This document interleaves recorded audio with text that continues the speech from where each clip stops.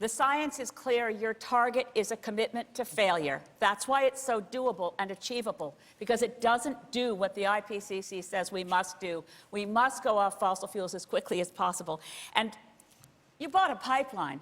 You can't be a climate leader and spend $10 to $13 billion more on a project that by itself blows through our carbon budget. We have to actually A slogan is not a plan. No, we have a plan. A slogan is not a plan. It is an unrealizable plan. Canadians need that action that is going to actually make us better, fight climate change, protect the environment, and build a stronger economy for our kids. That's what we have done more over the past 4 years than any government in the history of Canada. And there is much more to do. There is much more to do. No one remembers Paul Martin's plan in 2005. It was better. But the reality is, if you have over the past 4 years, we delivered on it. If you have a fire in a four-story building, getting a one-story ladder doesn't do it. That is completely false. And just because you say something over and over and over again doesn't make it true.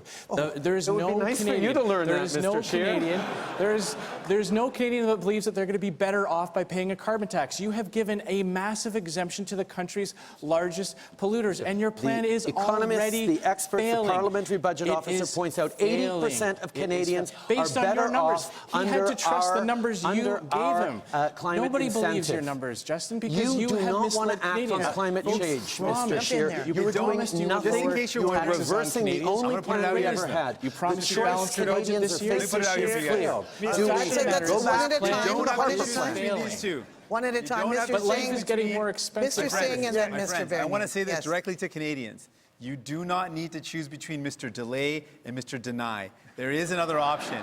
There is another option out there. We are committed to a real plan that's going to take on the biggest polluters. It's going to take on the powerful interests, because that's what we need to do if we want to build a better future. What is your target? It's going to mean taking on the powerful. That means we're going to have to cut our emissions by more than half. But you need to have a plan that is rooted in a target that saves our kids' futures. It means we're going to have to reduce our emissions by more than half. I just wanted to add a We've got to take on the powerful at the top. We're prepared to do that. People must know that Mr. Scheer and Mr. Trudeau, you're the same on climate change. You want to impose a carbon tax on Canadians, and you want to impose more costly regulation on businesses. I think that's the most offensive thing you've said all night, Max, that we're the same on climate change. You want to impose also a big tax on the big emitters. So you're the same on climate change, and you won't be able to achieve your targets. With Mrs. Mapley.